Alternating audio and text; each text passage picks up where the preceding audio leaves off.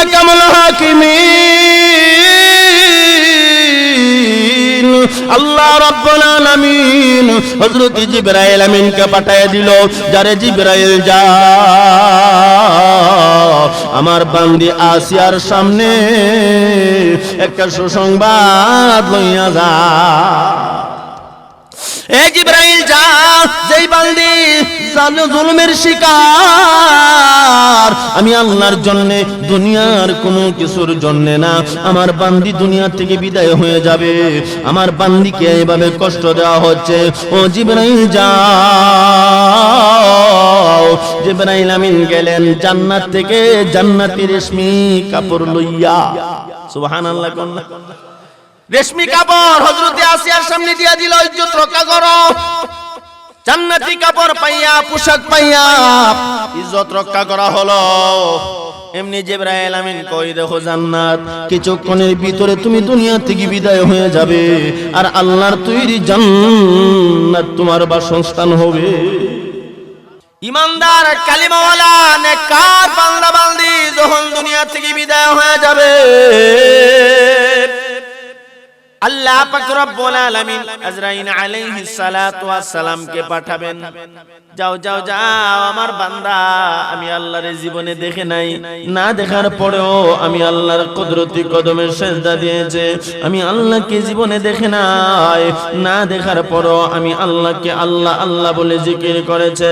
আমার বান্দা কোনোদিন জান্নাত দেখে নাই, জান্নাত না দেখার পরেও জান্নাতের আশায় কান্নাকাটি করেছে। জাহান্নাম দেখে নাই, কিন্তু জাহান্নামের আগুনের ভয়ে কান্নাকাটি করেছে। রে আজরাইল যাও, আমার এই নেককার বান্দার সামনে গিয়া জান্নাতের ছবিটা তার সামনে ধরে তোলো। সুবহানাল্লাহ। যদি আপনি নেককার হন, এ মুসলমান ইমানদার কালেমাওয়ালা নেককার বান্দা, এই জান্নাতের ছবির দিকে তাকাইবে, তাকাইয়া জান্নাতের নাজ নিয়ামত দেখতে থাকবে। এর ফাঁকি দিয়া আজরাইল আলাইহিস সালাতু ওয়াস সালাম জানটা বের করে নিয়ে যাবে। সুবহানাল্লাহ। মৃত্যু হইছে, মরণ হয়ে গেছে, কিন্তু কষ্ট বুঝতে পারে না।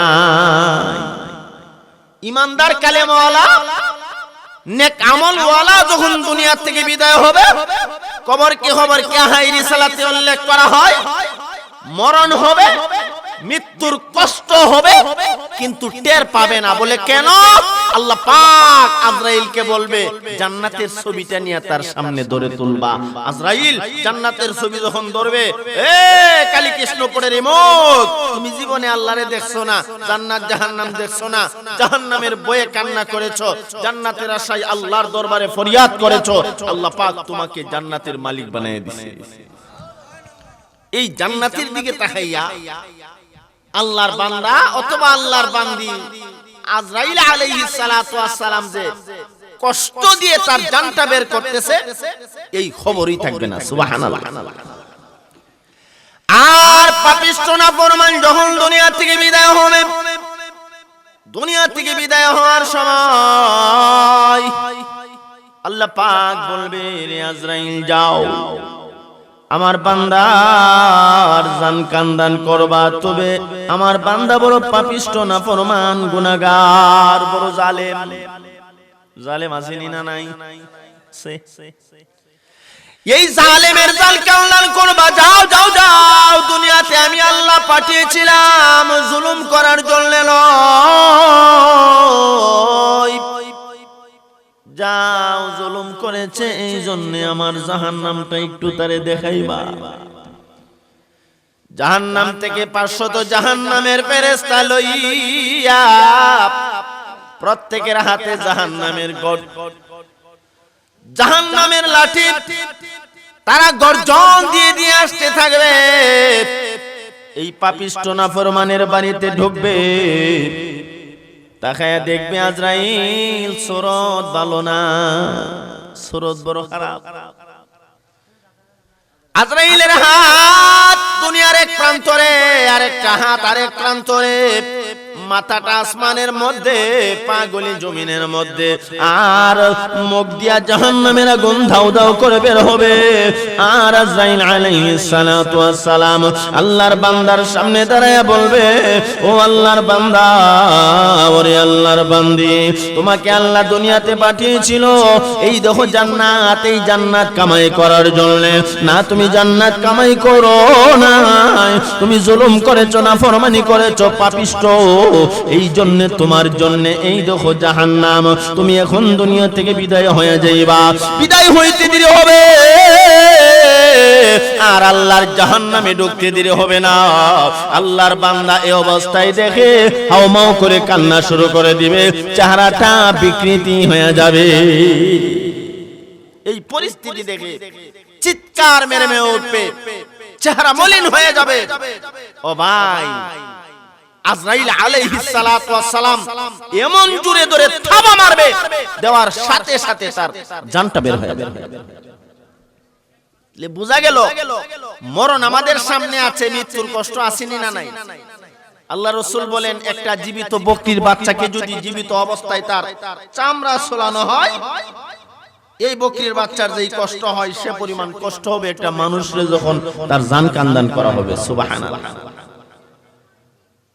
নবীজি সাল্লাল্লাহু আলাইহি ওয়াসাল্লাম কে হযরত আয়েশা সিদ্দিকা রাদিয়াল্লাহু তাআলা আনহা প্রশ্ন করেন, ইয়া রাসূলুল্লাহ, ইয়া হাবিবাল্লাহ, ওগো আল্লাহর পয়গম্বর, মরণের কষ্ট বেঈমানের হবে বুঝলাম, ইমানদার হবে নাকি? ইমানদার যারা কালিমাওয়ালা নেককার এদেরও মরণের কষ্ট হবে নাকি? আল্লাহ রাসূল জবাব দিলেন, মরণের কষ্ট হবে, তবে বেঈমান নাফরমান পাপিষ্ঠ মরণের কষ্ট টের পাবে, আর ইমানদার কালিমাওয়ালা মরণের কষ্ট হবে টের পাবে না। সুবহানাল্লাহ। ছোট্ট একটা ইতিহাস শোনায় আপনারা সহজে বুঝতে পারবেন। ফেরাউনের বিবির নাম কেউ জানেননি? আওয়াজ দিয়া কোন? ও ভাই, এটা একটা ইসলামের ইতিহাস, এটা হাদিসের কথা না, কোরআনেরও কোনো কাহিনী না, ইসলামের ইতিহাসে পড়েছি। হযরত আসিয়া ফেরাউনের বিবি ছিল। ফেরাউন রে দুনিয়ার মানুষ যারা খোদা মানছে তারাই পথভ্রষ্ট হইয়া নাকাম হইছে। অনেকে ফেরাউনকে খোদা মেনেছে, কিন্তু তার বিবি আল্লাহর বান্দি ফেরাউনকে খোদা মানে নাই, খোদা মেনেছেন কাকে? আওয়াজ দিয়া কোন? হযরত আসিয়া যেদিন দুনিয়া থেকে বিদায় হয়েছিল, মরণের কষ্ট হয়েছিল, কিন্তু কষ্ট টের পায় নাই। কেমনে টের পায় নাই আমি কি বলবো? সবাই রাজি আছেন? ও ভাই, হযরত আসিয়া ফেরাউনকে খোদা মানে না। ফেরাউন একদিন খবর পাইয়া আসিয়াকে বললেন, তুমি আমারে খোদা মানো না, প্রভু মানো না, আল্লাহ মানো না, তুমি কাকে খোদা মানো? আল্লাহর বান্দি আসিয়া জবাব দিয়েছিল, ফেরাউন, আমি এমন এক মাওলা কারীমকে প্রভু মানি রে, যিনি আমার আল্লাহ, তোমারও আল্লাহ। অটো আগাই দিছেন নাকি? আওয়াজ হইতাছে না? এটারা সেটিং ও ভুল করছে। এটা দিছে হলো আপনার স্পিকার, স্পিকার থাকবো সাইডে, মূল মাইক মাউটটা থাকবো মধ্যে, তাহলে মাইকের আওয়াজ সেটিং দেওয়া সম্ভব, নতুবা মাইকের আওয়াজ বের মানে যেই প্রভু, যেই আল্লাহ, দুনিয়ার সারা জগতের সব কিছুর আল্লাহ। সুবহানাল্লাহ। আর তুমি যে ফেরাউন খোদা দাবি করো, তুমি কিন্তু অরিজিনাল খোদা না, তুমি হলা 2 নম্বর খোদা। আসিয়া কয়, এ ফেরাউন, তুমি 2 নম্বর খোদা। কয় নম্বর খোদা? 2 নম্বর। তোমার নম্বর 1 না, আমরা দেশে 2 নম্বর আসেনি। হ্যাঁ, এখন তো বিভিন্ন 2 নম্বর আছে। সব 2 নম্বর কইলে আবার ওয়াজ করতেন দিতেন না। 2 নম্বরই আসেনি না নাই? এই যে একটা শেয়ারও বইলাম, এনো 2 নম্বরই চলে। বড় শেয়ারও 2 নম্বরই আসেনি না না? আল্লাহ আমাদের সহিহ দান করেন কোন? আমিন।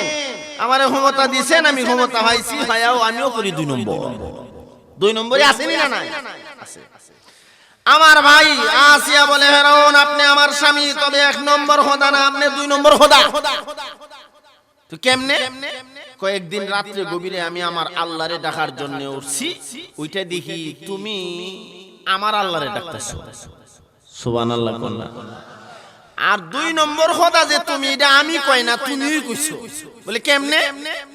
এমনি আসিয়া কয়। আমার কথা বুঝতেছেন? আসিয়া ফেরাউন রে কয়, এ ফেরাউন, একদিন রাত্রে গভীরে আমি তাহাজ্জুদের নামাজ পড়ার জন্য ওইটা আমি ওযু করতে গেলাম, লক্ষ্য করে দেখি তুমি তোমার কামরার ভিতরে আমার আল্লাহকে ডাকতেছো। সুবহানাল্লাহ কোন না। ফেরাউন আমার আল্লাহকে ডেকে ডেকে বলেন, মালিক, আমি ফেরাউন তো জানি আমি 2 নম্বর খোদা, আমি সত্যিকার অর্থে আল্লাহ না, তবে মানুষ যখন আমাকে আল্লাহ ডাকে, আমাকে প্রভু মানে, আমি ফেরাউনের বড় ভালো লাগে। ওগো মাওলায়ে কারীম আল্লাহ, তুমি সত্যিকার অর্থে মাবুদ, তুমি সত্যিকার অর্থে মাওলা। হে মাওলায়ে কারীম, আমাকে যারা প্রভু মানে এরা বলতেছে বৃষ্টি দেওয়ার জন্য, তবে আমি যে 2 নম্বর খোদা, আমার তো বৃষ্টি দেওয়ার ক্ষমতা নাই। আল্লাহ দয়া করে মেহেরবানি করে তুমি একটু বৃষ্টি দাও। 2 নম্বর খোদা ফেরাউন আল্লাহরে কয়, আমরার আল্লাহরে আল্লাহ, আমি তো 2 নম্বর, তুমি তো 1 নাম্বার, একটু বৃষ্টি দেও না, নাইলে তো আমার খোদাগিরি টিকতো না। ঠিক কি ঠিক না? কারণ আমারে যারা খোদা মানে এরা বইলা গেছে আগামী কালকে সকালে যদি বৃষ্টি না হয় তাহলে আপনারে প্রভু মানবো না। আপনি কি এর খোদা? বৃষ্টি দিতে পারেন না? বৃষ্টির অভাবে জমি জমা হইরা শেষ। আমরার খোদারে বৃষ্টির জন্য ডাক দিলে আল্লাহ বৃষ্টি দেয়নি না দেয় না? বৃষ্টি দেওয়ার ক্ষমতা আমাদের মাওলায়ে কারীম আল্লাহর আছে না নাই? আরো জোরে কোন আছে কি না? এখন আসিয়া ডাক দিয়া বলে, ফেরাউন আপনি 2 নম্বর খোদা, আমি টের পাইছি আপনি নিজে বলছেন, আমার আল্লাহর কাছে মুনাজাত করছেন।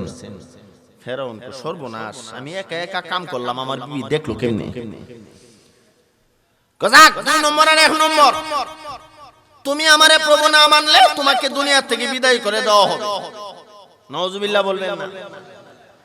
আল্লাহর বান্দা হযরত আসিয়া ডাক দিয়া বলেছিল, রে ফেরাউন,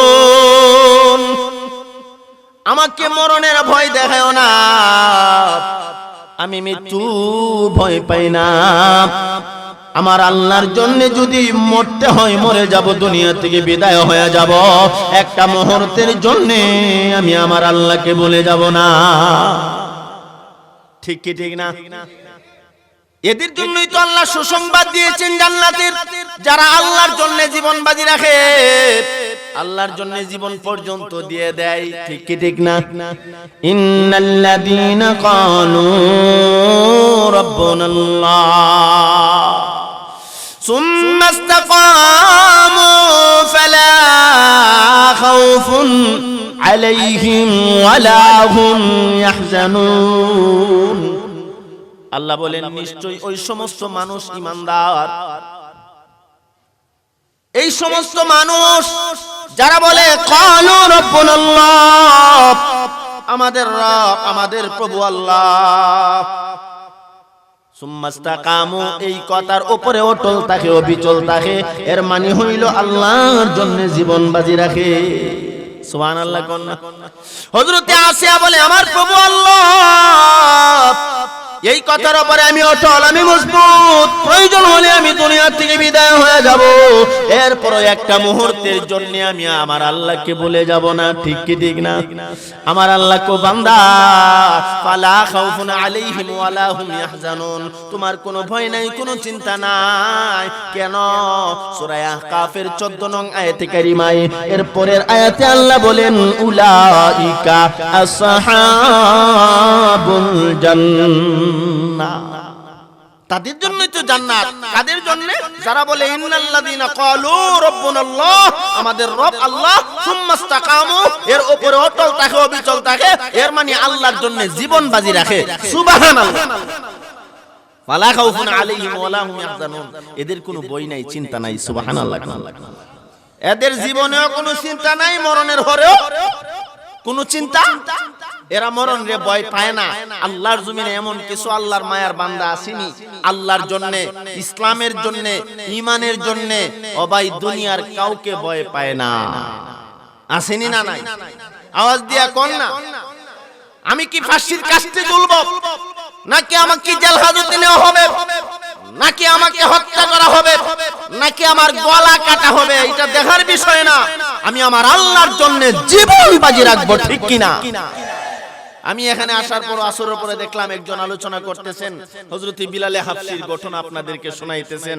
বিলালে হাবশি মুনি উমাইয়াকে বলেছিল, একমাত্র আল্লাহু আহাদের জন্য, আল্লাহ পাকের জন্য, রব্বুল ইজ্জতের জন্য আমি জীবন দিতে প্রস্তুত। একটা মুহূর্তের জন্য আমি আমার মাওলা কারীম আল্লাহকে ভুলে যাব না।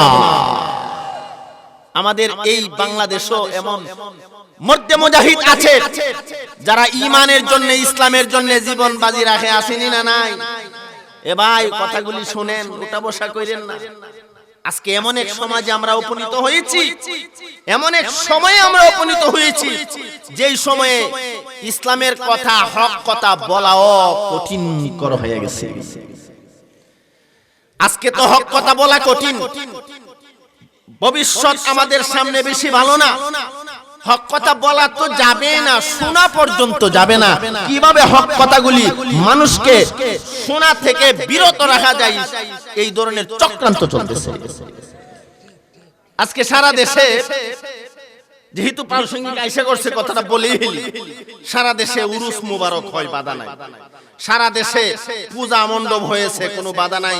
বরং পুলিশ প্রোটেকশনের মাধ্যমে পূজা উদযাপিত হয়েছে, সরকারি অনুদানের মাধ্যমে। হিন্দুদের পূজা উদযাপিত হয়েছে সরকারি অনুদানের মাধ্যমে, পুলিশ প্রোটেকশনের মাধ্যমে। আর কোন দেশে আমরা বসবাস করি, যেই দেশে শতকরা 95% মুসলমান হওয়ার পরও কোরআনের মাহফিলগুলি করতে দেওয়া হয় না, হক কথাগুলি বলতে দেওয়া হয় না, অনুমতির প্রয়োজন হয়। ঠিক কি ঠিক না?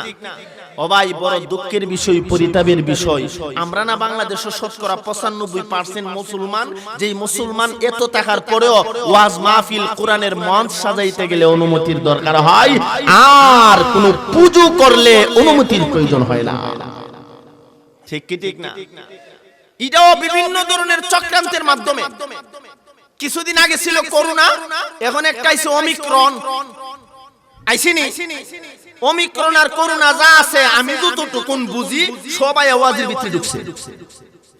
করোনা এমন এক মুআদ্দাব জিনিস, ওমিক্রন এমন এক আদবওয়ালা জিনিস, যে ওমিক্রন আর করোনা ওয়াজ মাহফিল খুব জায়গা হইছে। এরা এই জায়গাটা আরাম। বাজারে কোনো ওমিক্রন নাই, করোনা নাই। বাসের মধ্যে ওঠেন, ওমিক্রন নাই, করোনা নাই। রাস্তাঘাটে, দোকানঘাটে, আপনি কলেজ, ভার্সিটি যান, ইতানো করোনা দেখা যায় না। এরপরে গার্মেন্টসে যান, সেখানেও করোনা নাই। যত করোনা মাদ্রাসা, মসজিদ আর ওয়াজ মাহফিল। এই কথাগুলি যদিও একটু তিক্ত লাগতেছে ভাই, বাস্তবতা। আজকে ওমিক্রন আর করোনার দোহাই দিয়ে মাহফিলগুলি বন্ধের পায়তারা চলছে। আগামী কাল এমন একটা সময় আসবে, যেই সময় মাহফিলগুলি করতে দেওয়াই হবে না। কোন জিনিসটা আপনি দেখেন বাধা প্রদান করা হচ্ছে, বাজার আট সবকিছু চলছে, ব্যবসা বাণিজ্য সবকিছু চলছে, আগের মতোই তো চলছে, কিন্তু ওয়াজ মাহফিল হবে না কেন? আল্লাহর কসম করে বলি, এই তাফসীরুল কোরআন মাহফিল, এই ওয়াজ মাহফিলে বুজুর্গানে দিন আসবে, হযরত উলামায়ে কেরামগণ আসবে, এরা চোখের পানি ছেড়ে আল্লাহর দরবারে কান্না করবে। যেই চোখের পানির বিনিময়ে আল্লাহ ওমিক্রন আর করোনাকে এই দেশ থেকে আল্লাহ তাআলা হেফাজত করবে মুসলমানকে, ঠিক কিনা? যেই মাহফিলগুলি বেশি বেশি দেওয়া দরকার, যেই মাহফিলগুলির মাধ্যমে মানুষকে হেদায়েতের বাণী শোনানো হয়, কোরআনের বাণী শোনানো হয়, যেই মাহফিলগুলিতে আল্লাহর কাছে দোয়া করা হয়, চোখের পানি ছাড়া হয়, এই মাহফিলগুলিতে বাধা দিলে ওমিক্রন অন্য নাম দিয়ে আসার সম্ভাবনা আছে। আল্লাহ পাক আমাদেরকে সহিজা বুঝবার তৌফিক দান করেন, কোন আমিন।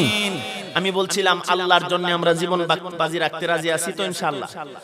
আর ওয়াজ মাহফিলগুলি যে বন্ধ হচ্ছে, এটা একটা কারণ না। আমরা বক্তারা যারা, আমাদেরও একটা দোষ আছে, আসেনি না নাই? আমরা যারা ওয়াইজ, আমাদেরও একটা দোষ আছে। এই যে চেয়ারটাতে বসছি, এ ভাই ইতিহাস প্রমাণ করে এই চেয়ারে বসে কোরআন হাদিসের কথা বলেছেন আমার আপনার নবী মুহাম্মদুর রাসূলুল্লাহ সাল্লাল্লাহু আলাইহি ওয়াসাল্লাম। এই চেয়ারে বসে কথা বলেছেন নবীজির পরে সাহাবায়ে কেরাম থেকে তাবিঈন, তাবিঈন, আইম্মা মুস্তাহিদিন, ও ভাই উলামায়ে কেরাম এই কোরআন হাদিসের আলোচনা আজও পর্যন্ত আমাদের মধ্যে উপস্থাপনা করে। কিন্তু এই চেয়ারটাকে আমরা হাসি তামসার চেয়ার বানাইছি। এই চেয়ারে বসে যা মনে চাই তাই বলতেছি, জোরে হন ঠিক কিনা? গতকালকে দেখলাম সোশ্যাল মিডিয়াতে এক বক্তা এই কোরআন হাদিসের মঞ্চে বৈশা হিন্দি গান গাইতেছে। নাউজুবিল্লাহ করলা। আমি বলবো এই ফাড়ার ঘরের ফাড়া, তোর ভিতরে কোরআন হাদিসের কোনো ইলম নাই? যোগ্যতাহীন মানুষ আইসা হিন্দি গান বলার জন্য তোমাকে কোরআনের মঞ্চে কে জায়গা দিল? যারা দাওয়াত দিয়ে আনিছে এরাও নির্বোধ, বক্তাও জাহেল, এতে কোনো সন্দেহ নাই। এই সমস্ত বক্তাদের কারণে আজকে কোরআন মাহফিলে বাধা হচ্ছে। এই সমস্ত আপনার এই যে কমেডিয়ান বক্তার কারণে যারা হাসায়া ডঙ্গায়া মানুষকে বিভিন্ন ধরনের কথা বইলা হাজার হাজার লক্ষ লক্ষ টাকা ছিনিয়ে নিয়ে যায়, 50,000 60,000 ছাড়া যায় না।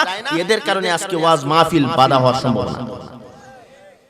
আল্লাহ পাক আমাদেরকে সহিহ বুঝবার তৌফিক দান করেন, কোন আমিন। আমার জানা মতে যুব সমাজ আমাদেরকে দাওয়াত করে এনে যথেষ্ট পরিমাণ হাদিয়া দেয়, যথেষ্ট পরিমাণ খেদমত করে। যে খানা আমারে খাওয়াইছে, আমি একবার কি হয়ে গেছি, আমার এত খানা খাওয়াইতে হবে, এত আইটেম করতে হবে, আমাকে ব্রাহ্মণবাড়িয়া থেকে এনে 15 থেকে 20,000 টাকা দিতে হবে, আমি কি হয়ে গেছি? এরপরও যুবকরা দিচ্ছে, কিন্তু এরপরও আমি যদি বলি আমি 50 টাকা যায় না আর টাকাটা আমাকে আগে দিতে হবে, বোঝা গেল ইসলাম এবং কোরআনের খেদমত করা উদ্দেশ্য না, পকেট গরম করা উদ্দেশ্য। আল্লাহ পাক আগে আমাদেরকে হেদায়েত দান করেন, কোন আমিন। আমার ভাই মঞ্চের মধ্যে বসে যা মনে চাই তাই বলে কথা অনেক দূরে নিয়ে গেলাম, সেদিকে যাব না। যেই কথাটা বলা উদ্দেশ্য, আল্লাহর জন্য জীবন আমরা বাজি রাখতে রাজি আছি তো ইনশাআল্লাহ? আরো জোরে কোন রাজি আছি? হযরতে আসিয়া বলেন, এ ফেরাউন, আমার আল্লাহর জন্য আমি যদি জীবন দিতে হয় জীবন দিয়ে দেব। কন্যা সুবহানাল্লাহ। লম্বা ইতিহাস বলার সময় নাই। হযরতে আসিয়া রাদিয়াল্লাহু তাআলা আনহা যেদিন দুনিয়া থেকে বিদায় হয়ে যাবে, ফেরাউন তার জল্লাদদেরকে বলে দিলেন, আমার বিবি আসিয়াকে ওই সরজমিনে নিয়ে তার শরীরের সমস্ত কাপড়গুলি ফেলে ফেলা হোক, তার লজ্জাস্থানে যেন আঘাত করা হয়। নাউজুবিল্লাহ, জোরে সরে বলেন। এ ভাই, আল্লাহর বান্দি আসিয়া বলেন, এই আক্রমণ কেন? যদি আমার গলার মধ্যে ছড়িও লাগানো হয়, আমি আসিয়াকে যদি দুনিয়া থেকে বিদায় করে দেওয়া হয়, আমি আসিয়া দুনিয়া থেকে বিদায় হয়ে যাব। একটা মুহূর্তের জন্য আমি আমার মাওলায়ে কারীম আল্লাহকে বলে যাব না। আল্লাহর বান্দি চোখের পানি ছেড়ে কান্না করে আর ফেরাউনের জল্লাদগুলি বলে, রে আসিয়া, আল্লাহকে ভুলে যাও, ফেরাউনকে তুমি খোদা মেনে নাও। আল্লাহর বান্দি বলে, না না না, আমার জীবনের বিনিময় হলেও আমি আল্লাহর নাম ছাড়ব না, আল্লাহর জন্য আমি আমার জীবন দেয়া দেব। এই কথা বলার পর ফেরাউনের পক্ষ থেকে ঘোষণা আসলো, আমার বিবি আসিয়াকে দুনিয়া থেকে বিদায় করে দাও, বেইজ্জতি করে সম্মানহানি করে দুনিয়া থেকে বিদায় করে দাও। আল্লাহর বান্দির ইজ্জতের উপরে যখন আক্রমণ করা হলো, আল্লাহু আকবার, আল্লাহর বান্দি হযরতে আসিয়া এই জুলুমের শিকার হইয়া, নির্যাতিত হইয়া আল্লাহর দরবারে মাসুমের মতো কান্না করে আর বলে, মালিক, ও দয়াময় আল্লাহ, আমার পাওয়ার নাই, আমার ক্ষমতা নাই, আমার উপরে আজকে ক্ষমতাবান ওই জালেমের দল জুলুম করতে শুরু করেছে। আল্লাহ, আমি আসিয়াকে এমন ভাবে কষ্ট দিতেছে, আমি দুনিয়া থেকে বিদায় হয়ে যাব, মনে কোনো কষ্ট নাই, দুঃখ নাই। ও গো মাওলা কারীম, ও আল্লাহ, তোমার জন্য আমি আসিয়া দুনিয়া থেকে বিদায় হয়ে যাব, আমি মৃত্যুবরণ করব, মনে কোনো কষ্ট নাই, তবে মনের মধ্যে দুঃখ আর কষ্ট হলো, আমার ইজ্জতের উপরে তারা আক্রমণ করেছে। ঠিক কি না? হযরতে আসিয়া কান্না করে আর বলে, আল্লাহ, আমার ইজ্জতের উপরে আক্রমণ করেছে, আমার শরীরের কাপড়গুলি নিয়ে গেছে। এ মাওলা কারীম, তোমার কুদরতি দিল কিভাবে সইতে পারো? তোমার কেমনে সহ্য হয়? আল্লাহ দয়া করে মেহেরবানি করে আমার ইজ্জতের রক্ষা করো। এমনি আকামুল হাকিমিন আল্লাহ রাব্বুল আলামিন হযরত জিবরাইল আমিনকে পাঠিয়ে দিল, যারে জিবরাইল যা আমার বান্দি আসিয়ার সামনে একটা সুসংবাদ লইয়া যা। এ জিবরাইল যা, যেই বান্দি জুলুমের শিকার, আমি আল্লাহর জন্য, দুনিয়ার কোনো কিছুর জন্য না, আমার বান্দি দুনিয়া থেকে বিদায় হয়ে যাবে, আমার বান্দিকে এইভাবে কষ্ট দেওয়া হচ্ছে। ও জিবরাইল যাও। জিবরাইল আমিন গেলেন জান্নাত থেকে জান্নাতি রেশমি কাপড় লইয়া। সুবহানাল্লাহ। কন্যা রেশমি কাপড় হযরতে আসিয়ার সামনে দিয়া দিল, ইজ্জত রক্ষা করো। জান্নাতি কাপড় পাইয়া, পোশাক পাইয়া ইজ্জত রক্ষা করা হলো। এমনি জিবরাইল আমিন কই, দেখো জান্নাত, কিছুক্ষণের ভিতরে তুমি দুনিয়া থেকে বিদায় হয়ে যাবে, আর আল্লাহর তৈরি জান্নাত তোমার বাসস্থান হবে। এই জান্নাতের দিকে তাকায় রইছে। জল্লাদগুলি যখন তাকে আঘাত করে বিভিন্ন ধরনের প্রহার শুরু করেছে, আল্লাহর বান্দি জান্নাতের নাজ নিয়ামতের দিকে তাকায়া হাসতে শুরু করছে। সুবহানাল্লাহ। জল্লাদগুলি বলে, শরীরের কাপড় নিয়ে গেলাম, ইতিহাস প্রমাণ করে গোপনাঙ্গে পর্যন্ত আঘাত করা হয়েছে। আল্লাহর বান্দি আর কান্না করে না, আফসোস করে না, বরং জান্নাতের দিকে তাকাইয়া, ওই জান্নাতের নাজ নিয়ামতের দিকে তাকাইয়া হাসতে শুরু করেছে। আল্লাহর বান্দি যখন হাসে, জল্লাদগুলি আশ্চর্য হয়ে গেল, কি ব্যাপার, আসিয়া পাগল হয়ে গেল নাকি? আল্লাহর বান্দি আসিয়া ডেকে ডেকে বলেন, না, আমি পাগল হয়ে যাইনি, আমি পাগল হইনি। তাহলে তুমি এইভাবে হাসতেছো কেন? তোমাকে আঘাত করতেছি, তোমার শরীর দিয়ে রক্ত বের হইতেছে, এতক্ষণ পর্যন্ত তুমি কান্না করেছো, তোমার আল্লাহর কাছে দোয়া পর্যন্ত করেছো, এখন তুমি কেন হাসতে শুরু করেছো? আল্লাহর বান্দি আসিয়া বলে, হে ফেরাউনের জল্লাদেরা, তোমরা দেখো না, তোমরা বুঝবে না, আমার সামনে মহান আল্লাহ জান্নাতের ছবি পাঠাইয়া দিছে। আমি যে আল্লাহর জন্য পাগল হয়ে গেছি, যেই জান্নাতের পাগল হইয়া দুনিয়ার নাজ নিয়ামত সব ভুলে গেছি, ওই জান্নাত আমার চোখের সামনে, ওই জান্নাতের দিকে তাকাইয়া তোমরা যে আমাকে কষ্ট দিতেছো, দুঃখ কষ্ট সব ভুলে গেছি। সুবহানাল্লাহ। কন্যা তুমি যতই জেল জুলুম দেও, জেল জুলুম দিতে পারবা, ফাঁসি দিতে পারবা, যারা আল্লাহর জান্নাত তাদের ওই চেহারা, তাদের চোখকে জান্নাত দেখতে পায়, এরা দুনিয়ার সব কিছু ভুলে যায়, ফাঁসির কাস্টে জ্বলতে রাজি হয়, একটা মুহূর্তের জন্য ঈমান বিনষ্ট করতে রাজি হয় না। আমরা দেখি ফাঁসির কাস্টে ঝুলে, জেল জুলুমে অত্যাচার, কিন্তু তারা তাদের এমন চক্ষু আল্লাহ দান করেছে, এমন অন্তর আল্লাহ তাদেরকে দান করেছে, দুনিয়ার সবকিছু তারা ভুলে যায়, আল্লাহর জন্য তারা জীবন বাজি রাখে। সুবহানাল্লাহ। ঠিক কি ঠিক না? আমার ভাই আল্লাহর বান্দি আসিয়া জান্নাতের দিকে তাকায় রইছে। আজরাইল আলাইহিস সালাতু ওয়াস সালাম আয়েশা তার জান কান্দান করে নিয়ে গেছে। ইতিহাসের কিতাবে লেখে, আল্লাহর বান্দি আসিয়া হাসতে হাসতে দুনিয়া থেকে বিদায় হয়ে গেছে। আল্লাহ রাসূল বলেন, মরণের কষ্ট হয়, কিন্তু আল্লাহর বান্দির এই সংক্ষিপ্ত জীবনের ভিতরে যেই কথাটা আমি বোঝানোর চেষ্টা করেছি, সেটা হলো মৃত্যুবরণ করেছে, মরণের কষ্ট হয়েছে, কিন্তু টের পায় নাই। ঠিক কি ঠিক না? বলে কেন টের হয় না? ওই যে জান্নাত, জান্নাতের দিকে তাকায়া থাকবে, মরণের কষ্ট হবে, টের পাবে না। কন্যা সুবহানাল্লাহ। আরো জোরে কন্যা সুবহানাল্লাহ। যেই কথা বলতেছিলাম, দুনিয়া থেকে বিদায় হয়ে যাব, মৃত্যুবরণ করব, মরণের কষ্ট হবে, কিন্তু ইমানদার কালিমাওয়ালা মরণের কষ্ট টের পাবে না। সুবহানাল্লাহ। আর বেঈমান নাফরমান যখন দুনিয়া থেকে বিদায় হবে, আর মৃত্যুবরণ করবে, মরণের কষ্ট বুঝবে কি বুঝবে না? দুনিয়া থেকে বিদায় হলেন, বিদায় হওয়ার পরেই শেষ নয়, দুনিয়া থেকে বিদায় হইলাম, মরে গেলাম, মরে যাওয়ার পরে শেষ নয়, আরেকটা জীবন আছে না না। আমার কথা কি বুঝতেছেন? এই দুনিয়াতে আল্লাহ পাক পাঠাইলেন, এটাই কি শেষ নাকি আরো আছে? এই দুনিয়া নামক জিন্দেগি আপনারা জানেন ক্ষণস্থায়ী জিন্দেগি, এটা চিরস্থায়ী নয়, চিরদিনের জন্য নয়। চিরস্থায়ী জিন্দেগি হলো আখিরাত। দুনিয়া ক্ষণস্থায়ী জিন্দেগি, চিরস্থায়ী আখিরাত। আল্লাহ পাক দুনিয়াতে কেন পাঠাইলেন কারণ আসেনি না নাই? আওয়াজ দিয়া কোন। এই কথাটা বলে আমি আপনাদের কাছ থেকে বিদায় নেব।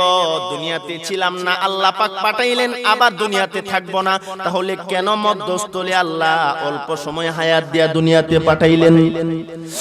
আকামুল হাকিমিন আল্লাহ রাব্বুল আলামিন বলেন, এ দুনিয়ার মানুষ, আমি আকামুল হাকিমিন আল্লাহ রাব্বুল আলামিন দুনিয়াতে পাঠাইছি তোমাদেরকে পরীক্ষা করার জন্য। ওয়ালা নাবলুওয়ান্নাকুম বিশাইইন মিনাল খাউফ ওয়াল জু'i ওয়া নাকসিন মিনাল আমওয়াল ওয়াল আনফুসি ওয়াস সামারাত ওয়া বাশশিরিস সাবিরিন। আল্লাহ পাক রব্বুল আলামিন ঈমানদারদেরকে দুনিয়াতে পাঠাইছে পরীক্ষা করার জন্য। কি করার জন্য ভাই? আপনি আমাকে আল্লাহ পরীক্ষা করতেছেন, কেউ আল্লাহর পরীক্ষায় উত্তীর্ণ হয়ে যাচ্ছে, পাস হইয়া জান্নাতের মালিক হয়ে যাচ্ছে, আর কেউ কেউ আল্লাহর পরীক্ষায় ফেল হয়ে যাচ্ছে। ঠিক কি ঠিক না? আল্লাহ পাক রব্বুল আলামিন বলেন, কাইফা তাকফুরুনা বিল্লাহি ওয়া কুনতুম আমওয়াতা ফাআহইয়াকুম সুম্মা ইউমীতুকুম। এ দুনিয়ার মানুষ, কিভাবে তোমরা আমি আল্লাহর নাফরমানি করো? মানুষ নাফরমানি করেনি না করে না? আওয়াজ দিয়া কোন না। আপনারা যারা এখানে বসছেন কম বেশি গুনাহ করছেন কি করেন নাই? আমরা তো নাফরমানি করি, গুনাহ করি, পাপ করি। আমার আল্লাহ বলেন, কাইফা তাকফুরুনা বিল্লাহ, কিভাবে তোমরা আমি আল্লাহর নাফরমানি করো? তোমরা ছিলাম মরা, তোমাদের কোনো অস্তিত্ব ছিল না। ফাআহইয়াকুম, অতঃপর আমি আল্লাহ হায়াত দিলাম। এই জীবন চিরদিনের জন্য নয়, আবার তোমার সামনে মরণ আছে। সুম্মা ইউমীতুকুম, তুমি দুনিয়া থেকে বিদায় হয়ে যাইবা, মরে যাইবা। ঠিক কি না? এখন আসেন, দুনিয়া থেকে বিদায় হয়ে যাব। বিদায় হওয়ার পর আপনি আমাকে সর্বপ্রথম রাখা হবে অন্ধকার ঘরে, কবরে। কবরের আযাব আসেনি না নাই? এখানে যারা বসছেন কবরে যাওয়া লাগবে কি লাগবে না? কবরে যাইবেন না এমন কেউ আছেন না? একটু হাত তুলে দেখান তো দেখি। একজনে হাত উঠাইছে, হুজুর আমি কবরে যাইতাম না। ও ভাই, না বুঝে কবরে যেতে হবে এতে কোনো সন্দেহ নাই। আপনার এই কালীকৃষ্ণপুর কত মানুষ দাপটের সাথে চলতো, কত পাওয়ার নিয়ে চলতো, আজকে খবরে ঘুমায়া কান্না করতেছে। ঠিক কি ঠিক না? এ যুবক ভাই, মুরব্বি বাবা, আমার পর্দার আলেমা, আজকে কালীকৃষ্ণপুর শাহজামি মসজিদের ওয়াজ চলছে, আর আপনার কবরের মধ্যে গান চিৎকার দিয়া দিয়া কান্না করে ডাকতেছেন আর বুঝাইতেছেন আজকের মাহফিলে যাও, আমার জন্য একটু দোয়া করো, যেই দোয়ার বিনিময়ে আল্লাহ আপনার মা বাবার কবরের আযাব বন্ধ করে দিবে। মা বাবা কবরে ঘুমাইছেন না ঘুমাইছে না? এ যুবক ভাই, মা বাবা কবরে ঘুমাইয়া ঘুমাইয়া কান্না করে আর ডেকে ডেকে বলে, আজকের মাহফিলে যাও, আমার জন্য একটু দোয়া দিয়া পাঠাও। ইমাম গাজালি রাহমাতুল্লাহি আলাইহি লেখেন, সন্তান যখন চোখের পানি ছেড়ে জার জার করে আল্লাহর দরবারে কান্না করে, ওই সন্তানের চোখের পানিটা গাল ভিজে ভিজে জমিনে পড়ার আগে আগে আল্লাহ পাক মা বাবার কবরের আযাব বন্ধ করে দিবে। এই জন্য যাদের মা বাবা কবরে ঘুমাইছে, মা বাবার জন্য একটু দোয়া করবো, পারবো না ইনশাআল্লাহ? আরো জোরে এখন পারবো ইনশাআল্লাহ? মা বাবা যেমনি ভাবে কবরে ঘুমাইছে, আপনি আমি কবরে যাওয়া লাগবে কি লাগবে না? আওয়াজ দিয়া কোন না। এই কবরে গেলে কেমনে থাকবেন? এই যুবক ভাই, একটু গভীর ভাবে খেয়াল করে শুনেন, অন্তরের কানটা লাগাইয়া কথাগুলি শুনেন। আজকে যদি চক্ষুটা বন্ধ হয়ে যাও আর চির বিদায় দিয়া কবরে শোয়া দে, কবরে গেলে কেমনে থাকবেন? যেই কবরের সাথী নাই, বাতি নাই। আল্লাহ রাসূল বলেন একাকী তাহার ঘর কীট পতঙ্গের ঘর কবর।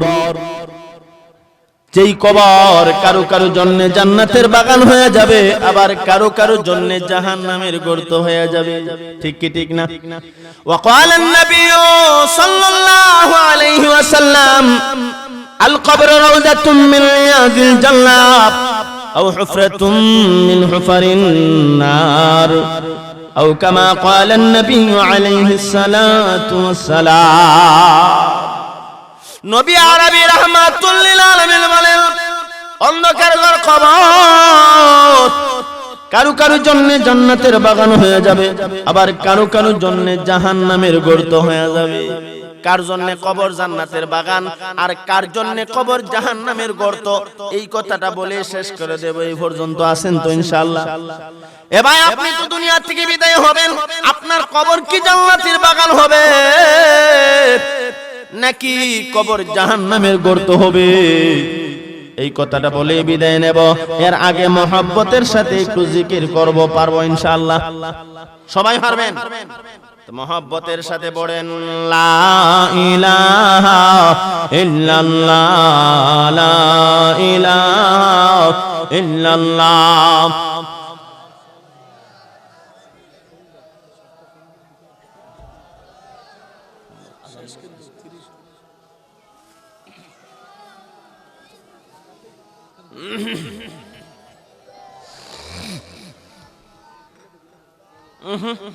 জিকিরের বাপ বালানা,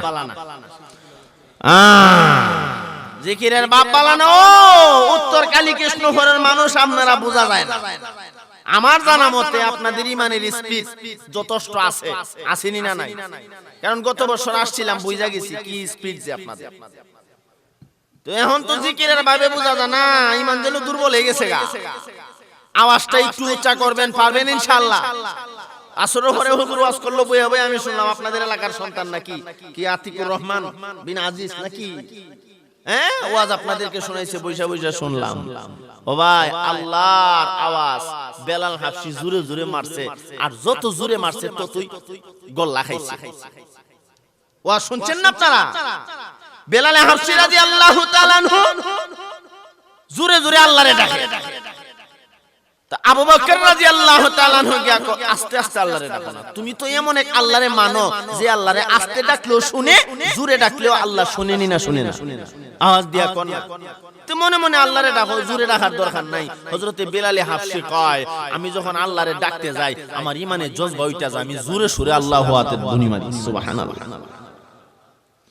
দুই নাম্বার, হযরতে বিলাল হাফসি বলেন, ও আবু বকর, আপনি আমার মুরব্বি সাহাবী, আপনি বলছেন, আপনার কথাটা মানার চেষ্টা করছিলাম, তবে আমাকে যখন উমাইয়ার জল্লাদগুলি প্রহার করে আঘাত করে আমার শরীর দিয়ে রক্ত বের হয়, শরীর দিয়ে যখন রক্ত বের হওয়ার কারণে বেতার সঞ্চয় হয়, তখন আমি আল্লাহু আকবার, আল্লাহু আকবার, আল্লাহু আহাদ ধ্বনি দেওয়ার সাথে সাথে আমার শরীরের বেতা চলে যায়।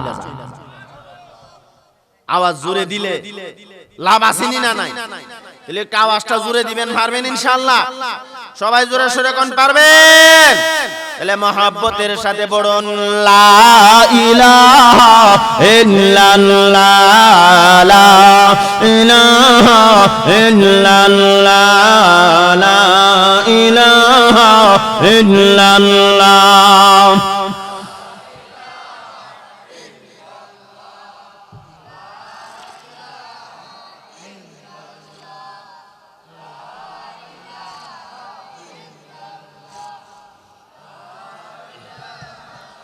ইল্লাল্লাহ, লা ইলাহা ইল্লাল্লাহ।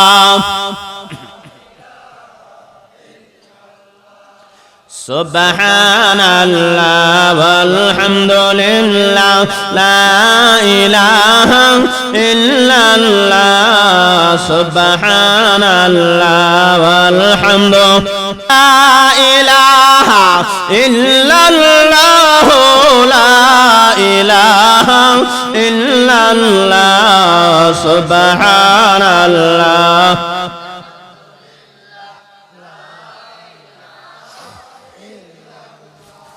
লা ইলাহা ইল্লাল্লাহ মুহাম্মাদুর রাসূলুল্লাহ সাল্লাল্লাহু আলাইহি ওয়াসাল্লাম।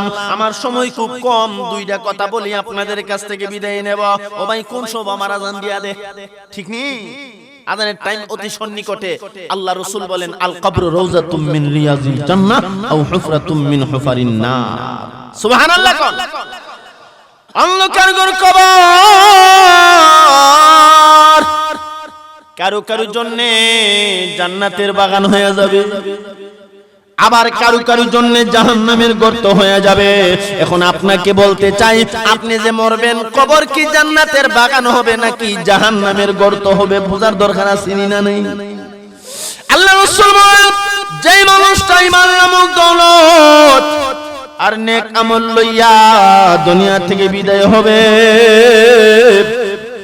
তার জন্য আল্লাহ পাক কবরকে রাউযাতুম মিন রিয়াজিল জান্নাহ বানায়া দিবে। সুবহানাল্লাহ। আর যে উম্মত ঈমান গ্রহণ করার পরেও নেক আমল করবে না, গুনাহ করবে, পাপ করবে, নাফরমানি করবে, তাওবা না করিয়া যদি দুনিয়া থেকে বিদায় হয়, এই গুনাহের কারণে, নাফরমানির কারণে কবর জাহান্নামের গর্ত হয়ে যাবে, ঠিক কি না? এখন যারা আপনারা আছেন গুনাহ করছেন নি, আওয়াজ দিয়া কোন, গুনাহ যদি করে থাকেন, গুনাহের কারণে, নাফরমানির কারণে কবর জাহান্নামের গর্ত হয়ে যাবে। এখন করণীয় কি? করণীয় আমার আল্লাহ বর্ণনা করেছেন। আল্লাহ বলেন, বান্দা তুমি আমি আল্লাহর রহমত থেকে নৈরাশ হয়ো না, জলদি করে তওবা করো, মাফ চাও। সুবহানাল্লাহ। কোন না আজকে যদি মরে যাই আর আল্লাহর কাছে তাওবাটা করতে পারি, তাওবা করে মরে যাই, আপনার আমার এই তাওবার বিনিময়ে আল্লাহ কবর আযাব মাফ করে দিয়া আপনি আমাকে জান্নাতবাসী বানিয়ে দিবে। তাওবাটা করব, হারবো না ইনশাআল্লাহ। আমি এক্ষুনি তাওবা করব। কে কে তাওবাটা কইরা বাড়িতে যাবেন একটু হাতটা তুলে দেখান তো দেখি। আল্লাহরে হাতটি দেখান। আল্লাহ আপনার রহমতের ফেরেশতারা এই তাফসীরুল কোরআন মাহফিলের চতুর্পাশে বেষ্টন করে আছে। তোমার বান্দারা হাত উঠাইছে, আমরা অল্প সময়ের ভিতরে তওবা করব। এ মালিক, যারা হাত উঠাইছে সকলের জিন্দেগীর গুনাহ মাফ করে দাও। আল্লাহ আমাদের সকলকে তুমি জান্নাতের মালিক বানায়া দাও। কোন আমিন। আরো জোরে কোন আমিন। তওবা করব। আল্লাহ রাসূল বলেন তিন ব্যক্তির দোয়া ডাইরেক্ট কবুল। এর মধ্যে দাওয়াতুল মুসাফির, মুসাফির দোয়া করলে আল্লাহ হিদায়াত দেয় না। ও ভাই, নবীর কথা তো মিথ্যা হইতে পারে? আমি আজকের জন্য মুসাফির, ঠিক কি ঠিক না? প্রায় 150 200 কিলোমিটার দূর থেকে আসছি। আমি মুসাফির মানুষ, আপনাদেরকে নিয়ে আল্লাহর কাছে তওবা করব, মুনাজাত করব। রাজি আছেন ইনশাআল্লাহ? কই যান?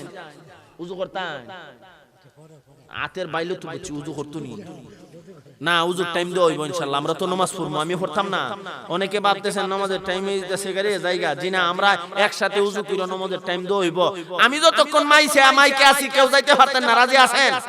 সবাই রাজি আছেন? দেখুন নে কেডা যা, সভাপতি সব যাওয়ার কোনো সুবিধা নাই। দর্শি আল্লাহ বাজে কয়টা? মাত্র 7টা তো হইছে না, আমার টাইম আছে আর 15 মিনিট। হইতো না, হইতো না। 15 মিনিটের কথা গোছায় হইলে আমার ভাই, হ্যাঁ, নামাজের সময় উযুর সময় দেওয়া হবে ইনশাআল্লাহ। তো বলছিলাম কবর আমাদের সামনে আছে না নাই? কবরের আযাব আছে না নাই? তো যারা গুনাহ করছে, পাপ করছে, নাফরমানি করছে, এরা যদি গুনাহ থেকে আল্লাহর কাছে তওবা করে মুক্তি নিয়ে দুনিয়া থেকে বিদায় হয়, আল্লাহ পাক কবরের আযাব বন্ধ করে দিবে। সুবহানাল্লাহ। আর গুনাহ লইয়া, নাফরমানি লইয়া তওবা না করিয়া যদি কেউ মরে, কবর জাহান্নামের গর্ত হয়ে যাবে। এই জন্য আমি মুসাফির মানুষ, আপনাদেরকে নিয়ে আল্লাহর কাছে তওবা করব। আল্লাহ আপনি সকলকে ধৈর্যের সাথে বসবার তৌফিক দান করেন। কোন আমিন। রাস্তাঘাটে যারা ঘোরাফেরা করতেছেন, দোকান ফাটে, আমরা এখন তওবা করব। যদি মনে চাই যে গুনাহ করছেন, তে তওবার নিয়তে মেহেরবানি করে ভিতরে চলে আসেন, এক্ষুনি তওবা হবে ইনশাআল্লাহ। আমার ভাই, কবরের আযাবের কথা বলছিলাম। কবরের আযাব আসেনি না নাই? আওয়াজ দিয়া কোন না। নবীজি সাল্লাল্লাহু আলাইহি সাল্লাম একদিন কবরের আযাবের বর্ণনা দিতেছে। সুবহানাল্লাহ। সাহাবায়ে কেরামকে কবরের আযাবের বর্ণনা শুনাইতেছেন। ও সাহাবীরা, কবরের আযাব সত্য। সুবহানাল্লাহ। কবরে যখন আমার উম্মত যাবে, কবরের দুই পাশের মাটি এমন জোরে চাপ মারবে, এক পাজরের হাড় আর এক পাজরের ভিতরে ঢুকে যাবে। কবর হবে অন্ধকার ঘর, একাকী থাকার ঘর, কীট পতঙ্গের ঘর, সাপ বিচ্ছুর ঘর। সাহাবায়ে কেরাম কবরের আযাবের বর্ণনা শুনে হাউমাউ করে কান্না শুরু করে দিয়েছেন। সুবহানাল্লাহ কন্না। নবী আমার ডেকে ডেকে বলেন, সাহাবীরা রে, এমন ভাবে কেন হাউমাউ করে কান্না শুরু করে দিলা? সাহাবায়ে কেরাম বলেন, নবী গো, আপনি বলেছেন কবরের আযাব এত কঠিন। মানুষকে যখন কবরে রাখা হবে, কবরের দুই পাশের মাটি নাকি এমন জোরে চাপ মারবে, এক পাজরের হাড় আর এক পাজরের ভিতরে ঢুকে যাবে। সাহাবায়ে কেরাম কান্না করে বলে, ইয়া রাসূলুল্লাহ, ইয়া হাবিবাল্লাহ, ও আল্লাহর পয়গম্বর, এই কবরের আযাব কেমনে বরদাস্ত করব, এই জন্য হাউমাউ করে কান্না করি। সুবহানাল্লাহ কন্না। সাহাবায়ে কেরাম নবীজির জবান মোবারক থেকে কবরের আযাবের কথা শুনে কান্না করছে। আর আমরা তো এমন এক বক্তা হইছি, কবরের আলোচনা বক্তা করে, বক্তার চোখেও পানি নাই, শ্রোতারাও কানতে রাজি না। যত কমেডি আছে, হাসি ঠাট্টা বিদ্রুপ ওয়াজের মধ্যে, ঠিক কি ঠিক না? সাহাবায়ে কেরাম কান্না করে হাউমাউ করে নবীজি গাই, কেন কান্না করো? নবী গো, কবরে গেলে কবরের মাটি যদি চাপ মারে কেমনে বরদাস্ত করব? এ যুবক ভাই, মুরব্বী বাবা, আমার পর্দালের মা, তুমি তোমার মনের সাথে পরামর্শ করো, মনটাকে বোঝাও। রে আমার মন, আমি তো চিরদিন দুনিয়াতে থাকতে পারবো না, না জানি কোন দিন মালাকুল মউত আজরাইল আমার সামনে দাঁড়ায়া যা, আর না জানি কোন দিন চিরয়তীম হইয়া অন্ধকার ঘর কবরের বাসিন্দা হয়ে যায়। আমি কবরে গেলে কেমনে থাকবো? যেই কবরের সাথী নাই বাতি নাই। ও ভাই, আপনি নিজে নিজে একটু চিন্তা করেন, আপনার মনের সাথে প্রশ্ন করেন, আপনার মন প্রশ্নের জবাব দিয়া দিবে। আপনার মনে বলবে, আল্লাহর বান্দা আর গুনাহ করিস না, পাপ করিস না, তওবা কর, মাফ চাও, আর জীবনে গুনাহ করব না। ঠিক কি ঠিক না? আমি তো পূর্বেই বলেছি, হইতে পারে আজকের মাহফিল জীবনের শেষ মাহফিল, এমনও হতে পারে আগামীকালকে আপনাদের এই উত্তর কালীকৃষ্ণপুর শহীদ জামি মসজিদের মাইকে আলান হইতে পারে ইমুক নাই। ঠিক কি ঠিক না? এমন এলানও তো দিতে পারে নূরে আলম আশরাফি নাই। ঠিক কি ঠিক না? এই জন্য কবরের আযাবের ভয় অন্তরে ঢুকাও। কবরে গেলে কেমনে থাকবা? নবীজি বাড়িতে গেছে, গিয়ে দেখে আম্মা জান খাদিজাতুল কুবরা রাদিয়াল্লাহু তাআলা আনহা হাউমাউ করে কান্না করতেছে। সুবহানাল্লাহ। নবীজি জিগাই, তুমি কেন কান্না করো? আম্মা জান খাদিজাতুল কুবরা রাদিয়াল্লাহু তাআলা আনহা বলেন, নবী গো, কবরের আযাবের ভয়ে কান্না করি। আর জোরে কন্না সুবহানাল্লাহ। আমার প্রিয় নবী রাহমাতুল লিল আলামিন আম্মা জান খাদিজাতুল কুবরা রাদিয়াল্লাহু তাআলা আনহাকে বলেন, তুমি কান্না থামাও, তোমার কান্না আমি সইতে পারি না। খাদিজাতুল কুবরা রাদিয়াল্লাহু তাআলা আনহা বলেন, নবী গো, আমি তো আর এমনিতে কান্দি না। আমার যখন কবরের আযাবের কথা স্মরণ হয়, আমি কবরে গেলে কেমনে থাকবো? আমি খাদিজার চোখে দিয়ে অটোমেটিক পানি বের হয়ে যায়। অথচ আম্মা জান খাদিজাতুল কুবরার ব্যাপারে নবী বলেন, আল্লাহ পাক দুনিয়াতে জান্নাতের সার্টিফিকেট দিয়েছে। আর জোরে কন্না সুবহানাল্লাহ। দুনিয়াতে যেই লোকটা জান্নাতের সার্টিফিকেট পায়, নবীজি বলে, ও খাদিজা, তুমি কেন কান্দো? তোমারে না আল্লাহ বেহেশতের সার্টিফিকেট দিয়েছে? তুমি না আল্লাহর জান্নাতের মেহমান? আল্লাহ না বলছে তোমারে জাহান্নামে দিব না? হযরতে খাদিজাতুল কুবরা রাদিয়াল্লাহু তাআলা আনহা বলেন, নবী গো, জান্নাত তো অনেক পরের কথা, এর আগে তো কবরে থাকতে হবে হাজার হাজার। ঠিক কি ঠিক না? এ ভাই, তোমার বাবা তো কবরে ঘুমায় রইছে, কেমনে ঘুমায় আছে? বাবা না জানি কেমনে কবরে ঘুমাইতে আছে। আমি যখন কবরে যাব, কেমনে কবরে থাকবো? আম্মা জান খাদিজাতুল কুবরা বলেন, নবী গো, জান্নাত তো অনেক পরের কথা, কবরে থাকবো অনেক দিন, কেমনে থাকবো? এই জন্য কান্দি। সুবহানাল্লাহ। নবী আমার বলে, কান্না থামাও, তোমার কান্না আমি নবী সইতে পারি না। আম্মা জান খাদিজাতুল কুবরা রাদিয়াল্লাহু তাআলা আনহা বলেন, কান্না থামাবো, তবে আপনার কাছে আমার তিনটা দরখাস্ত আছে। সুবহানাল্লাহ। এই তিনটা দরখাস্ত যদি আপনি মঞ্জুর করেন, আমি কান্না থামাবো, নতুবা কান্না থামাবো না। তিনটা দরখাস্ত কি কি আমি কি বলবো? হাদিসের ঘটনা ভাই, মিশকাত শরীফে হাদিসটা আসছে। এই তিনটা দরখাস্তের ভিতরে পড়ে দেখলাম কবরের আযাব থেকে বাঁচার জন্য দরখাস্তগুলি করেছেন। সুবহানাল্লাহ। এক নাম্বার দরখাস্ত হলো নবীজি, আমি খাদিজা দুনিয়া থেকে বিদায় হওয়ার পর আমি যখন মরে যাব, আমার কাপড়ের সাথে আপনার জুব্বা মোবারক দিয়া দিবেন, অথবা কাপড়ের অংশ দিয়া দিবেন। পুরাতন কাপড় কেন চাইলো? কারণ চিনি না নাই। আমি যখন মরে যাব পুরাতন কাপড় আমার কাফনের সাথে দিবেন। 2 নাম্বার, আমি খাদিজা যখন দুনিয়া থেকে বিদায় হয়ে যাব, আপনি নবী আমার জানাজার নামাজটুকু পড়ায়া দিবেন। সুবহানাল্লাহ। কোন না কেন পড়ায়া দিবেন? কারণ চিনি না নাই। 3 নাম্বার, ওগো নবীজি, আমি খাদিজা দুনিয়া থেকে বিদায় হওয়ার পর আমাকে যখন কবরে রাখা হবে, মাটি চাপা দেওয়া হবে, মুনকার নাকির 3টা প্রশ্ন করলে এই প্রশ্নের জবাবগুলি আপনি নবী আমি খাদিজার পক্ষ থেকে দিয়া দিবেন। কেন দিয়া দিবেন? কারণ চিনি না নাই। আমি কি কারণটা বলবো? কারণটা বলি শেষ, আল্লাহর কাছে তওবা করে নিব। ও ভাই, 1 নাম্বার দরখাস্ত, আমি খাদিজা মরার পরে আমার কাফনের কাপড়ের সাথে পুরাতন কাপড় দিবেন, আপনার পুরাতন জুব্বা বা কোনো কাপড় দিয়া দিবেন। 2 নাম্বার, আপনি আমার জানাজার নামাজ পড়ায়া দিবেন। 3 নাম্বার, কবরে রাখার পর মুনকার নাকির 3টা প্রশ্ন করবে, মার রাব্বুকা মা দীনুকা মান নাবিয়ুকা। এই 3টা প্রশ্নের জবাব আমি খাদিজা যদি না দিতে পারি, আটকা পড়ে যাই, আপনি নবী আমার পক্ষ থেকে দিয়ে দিবেন। আওয়াজ দিয়া কোন সুবহানাল্লাহ। ও ভাই, 3টা দরখাস্তর ভিতরে 3টা কারণ, আর এই কারণগুলি পড়লাম, দেখলাম 3টা দরখাস্তর ভিতরে একমাত্র কবরের আযাব থেকে বাঁচার জন্যই চিন্তা। সুবহানাল্লাহ। কোন না আম্মা খাদিজাতুল কুবরা রাদিয়াল্লাহু তাআলা আনহা বলেন, নবী গো, আমি কেন বললাম পুরাতন কাপড় দিবেন? এর পিছনে কারণ হলো, আমাকে যখন কবরে রাখা হবে, কবরের 2 পাশের মাটি চাপ দেওয়ার জন্য আসবে কি আসবে না? আপনি নবী তো বললেন কবরের মাটি নাকি চাপ দেওয়ার জন্য আসবে। ওগো নবীজি, কবরের 2 পাশের মাটি যদি আমি খাদিজাকে চাপ দিতে আসে, আপনার জুব্বা মোবারকের বরকতে আমি খাদিজাকে চাপ দিতে পারবে না। আর জোরে কন্যা সুবহানাল্লাহ। মাথায় কি চিন্তা ঢুকছে দেখছেন নি?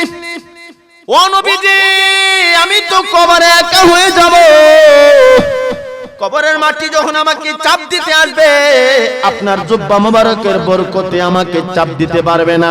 কারণ মাটিকে আল্লাহ এত পাওয়ার দেয় না যে আপনার জুব্বাতে আইসা ধাক্কা মারবে। সুবহানাল্লাহ। কোন না আমি পুরাতন কাপড় চাইছি কবরের আযাব থেকে বাঁচার জন্য। সুবহানাল্লাহ। এ পর্দার আড়ালের মা বোনরা, আপনারা তো স্বামীর কাছে চান, আর আম্মা জান খাদিজাতুল কুবরা রাদিয়াল্লাহু তাআলা আনহা চাইছে, কিন্তু ব্যবধান আছে না নাই? আমরা দেশের মা বোন তো চাই ডিজিটাল যুগের ডিজিটাল কাপড়, কিরণমালা আর পাখিমালা, ঠিক কি ঠিক না? যেই কাপড় পরিধান করলে পর্দা লঙ্ঘন হয়। আল্লাহ রাসূল বলেন, না না না, এ মা বোনেরা অন্তরের কানটা লাগায় কথা বলে শোনো, যেই কাপড় পরিধান করলে, ওই কিরণমালা আর পাখিমালা পরিধান করলে তোমার পর্দা লঙ্ঘন হয়ে যাবে। কবরে গেলে কবরের মাটির চাপ থেকে বাঁচার সম্ভাবনা নাই। মাটি শরীরে চাপ দিবার কইব, বেপরদা যে ছিলা এখন চাপ খাও, ঠিক নি না? ঠিক না? এই জন্য মা বোনরা যারা আছেন পর্দা সহকারে জিন্দেগি চালাবেন, আল্লাহ তৌফিক দান করেন, কোন আমিন। আর আমরা যারা বিবাহ করেছি, আমাদের স্ত্রী আছে, স্ত্রীদেরকে পর্দা সহকারে রাখবো, আল্লাহ তৌফিক দান করেন, কোন আমিন। 2 নাম্বার হলো, আমি খাদিজা দুনিয়া থেকে বিদায় হওয়ার পর আপনি নবী আমার জানাজার নামাজ পড়ায়া দিবেন। কেন পড়ায়া দিবেন? কারণ আছে না নাই? আওয়াজ দিয়া কোন না। ওগো নবীজি, আপনি হলেন মুস্তাজাবুদ দাওয়া, আপনি আমার জানাজার নামাজ পড়ায়া দিলে আমার কবরের আযাব আল্লাহ বন্ধ করে দিবে। আর জোরে কন্যা সুবহানাল্লাহ। 3 নাম্বারটা বলে শেষ। আম্মা জান খাদিজাতুল কুবরা রাদিয়াল্লাহু তাআলা আনহা বলেছিলেন, ওগো নবীজি, আমি খাদিজা দুনিয়া থেকে বিদায় হওয়ার পর আমাকে যখন কবরে রাখা হবে, মাটি চাপা দেওয়া হবে, তখন আমাকে মুনকার নাকির তিনটা প্রশ্ন করলে এই প্রশ্নের জবাবগুলি আপনি দিবেন। কেন দিবেন? কারণ আসিনি না নাই? ইয়া রাসূলুল্লাহ, ইয়া হাবিবাল্লাহ, ও আল্লাহর পয়গম্বর, আমি খাদিজার ভয় হয় মুনকার নাকিরের প্রশ্নের জবাব আমি আবার যদি বলে যায়। ও নবীজি, আপনার পবিত্র জবান মোবারকে শুনেছি ওই কবরবাসীকে যখন কবরে রাখা হবে, মুনকার নাকির তিনটা প্রশ্ন করলে আল্লাহ পাক যারা তিনটা প্রশ্নের জবাব দিতে পারবে তাদেরকে তিনটা পুরস্কার দিবেন। সুবহানাল্লাহ। মুনকার নাকির তিনটা প্রশ্নের জবাব দিতে পারলে আল্লাহ তিনটা পুরস্কার দান করবেন ওই কবর দেশে। এর মধ্যে একটা পুরস্কার হলো আল্লাহ পাক কবরটাকে জান্নাতের বাগান বানিয়ে দিবে। আম্মাদান খাদিজাতুল কুবরা বলেন, নবী গো, আপনার জবান মোবারকে শুনেছি যদি মুনকার নাকিরের প্রশ্নের জবাব কবরবাসী না দিতে পারে, কবর নাকি জাহান্নামের গর্ত হয়ে যাবে। সুবহানাল্লাহ কন্না। ইয়া রাসূলুল্লাহ, নবী গো,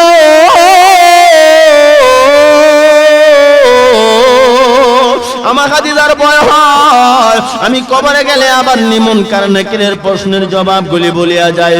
এই জন্য বলেছি আমার মুনকার নাকিরের প্রশ্নের জবাবগুলি আপনি দিবেন। সুবহানাল্লাহ কোন। এ যুবক ভাই, মুরব্বি বাবা, অন্তরের কানটা লাগাইয়া কথাগুলি শোনো। যাকে আল্লাহ দুনিয়াতে জান্নাতের সার্টিফিকেট দান করলো, এই বান্দিটা যদি কবরের আযাবের ভয়ে এত কান্না করতে পারে, এত চিন্তা করতে পারে, আপনার আমার কেন চিন্তা নাই? একমাত্র আপনার আমার ভিতরে কবরের আযাবের ভয় নাই, ঠিক কি না? লম্বা কথা এক্ষুনি শেষ করে দিচ্ছি। আম্মাজান খাদিজাতুল কুবরা রাদিয়াল্লাহু তাআলা আনহা তিনটা দরখাস্ত করলেন। তিনটা দরখাস্তের কারণ কবরের আযাব থেকে বাঁচার জন্য, ঠিক কি ঠিক না? দুনিয়া থেকে বিদায় হয়ে গেলেন, নবীজি পুরাতন কাপড় দিয়া দিলেন, জানাজার নামাজ পড়াইয়া দিলেন। সুবহানাল্লাহ কন্না। কবরে নিয়া মাটি চাপা দিয়া নবীজি কবরের পাশে দাঁড়ায় রইলেন। সুবহানাল্লাহ কন্না। নবী আমার কবরের পাশে দাঁড়াইয়া আল্লাহর কাছে দোয়া করে আর বলে, মালিক, ও দয়াময় আল্লাহ, আমি আমার খাদিজার সাথে তিনটা ওয়াদা দিয়েছিলাম। আল্লাহ, আমি জুব্বা দিলাম, জানাজার নামাজও পড়াইয়া দিলাম, কবরে মুনকার নাকিরের প্রশ্নের জবাব তো দিতে পারতেছি না, কারণ প্রশ্ন শুনলে তো জবাব দিতাম, ঠিক কি ঠিক না? নবী আমার কবরের পাশে দাঁড়াইয়া অপেক্ষা করে আর চোখের পানি ছেড়ে হাউমাউ করে কান্না করে আমার আল্লাহ জিবরাইলকে ডাক মারল, রে জিবরাইল, যাও যাও যাও, আমার বন্ধুর চোখের পানি আমি আল্লাহ সইতে পারি না। সুবহানাল্লাহ। জিবরাইল আমিন, যাও আমার বন্ধুর কানে গিয়া খবর কও, আমার বন্ধুকে বলো আমার বন্ধুর বিবি খাদিজার মুনকার নাকির প্রশ্ন করেছে, জবাব দেওয়া হয়ে গেছে। আর জোরে কন্যা সুবহানাল্লাহ। জিবরাইল আমিন আসলো, আয়েশা আমার নবীকে ডাক দিয়া বলেন, নবী গো, মুনকার নাকির প্রশ্ন করছে, জবাব দেওয়া হয়ে গেছে। সুবহানাল্লাহ কোন। আমার আপনার নবী বিশ্ব নবী রাহমাতুল লিল আলামিন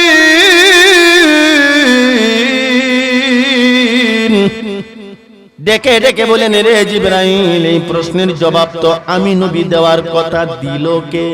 সুবহানাল্লাহ কোন। আমি তো প্রশ্নের জবাব বলি দেওয়ার কথা, প্রশ্নের জবাব দিল কে? আমার বিবি দিছে না কি করছি না? আপনার বিবিও দেয় নাই, আপনিও দিতে হবে না, দিলটাকে? সুবহানাল্লাহ কোন না। আকামুল হাকিমিন আল্লাহ রাব্বুল আলামিন ডাক দিয়া বলেন, নবী গো, আপনি মুনকার নাকিরের প্রশ্নের জবাব দিতে হবে না, আপনার বিবি খাদিজাও দিতে হয় নাই।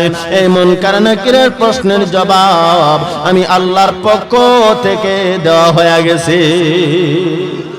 কেন দেওয়া হয়েছে? কারণ আসেনি না নাই? আরো জোরে কোন, আরো জোরে কোন।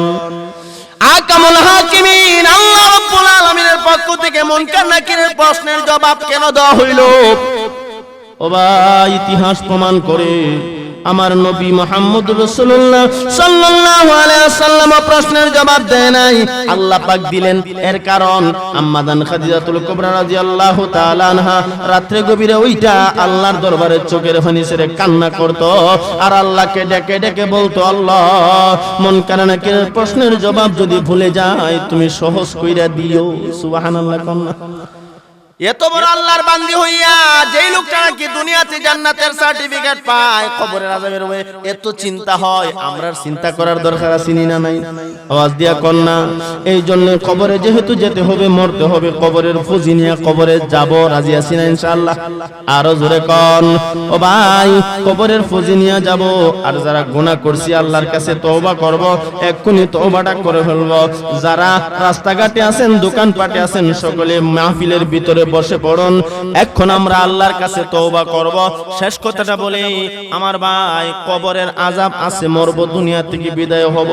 পূর্বে বলেছিলাম কবরের আযাব আছে, সত্য। ও ভাই, দুনিয়া থেকে বিদায় হব, এটাও সত্য। কিন্তু আল্লাহ পাক তো দুনিয়াতে পাঠাইছেন এই দুনিয়ার জিন্দেগির মাধ্যমে আখিরাত কামাই করে নেওয়ার জন্য, ঠিক কি ঠিক না? কিন্তু কবরের ফুজি তো আমরা তৈরি করতে পারি নাই, ঠিক কি ঠিক না? কবরের ফুজি তৈরি করতে পারি নাই। এইজন্য কবরের ফুজি হিসেবে আমি বলবো, আল্লাহ পাক যেন কবরকে জান্নাতের বাগান বানায়া দেয়। মুনকার নাকিরের প্রশ্নের জবাব যেন আল্লাহ সহজ করে দেয়। মনে চাইনি না চাই না? মুনকার নাকিরের প্রশ্নের জবাব যেন আল্লাহর পক্ষ থেকে সহজ করিয়া দেয়। এই লোককে আল্লাহর ঘর মসজিদে ৫,০০০ টাকা দিবেন, এমন কেউ আছেন? একটু হাতটা তুলে দেখান।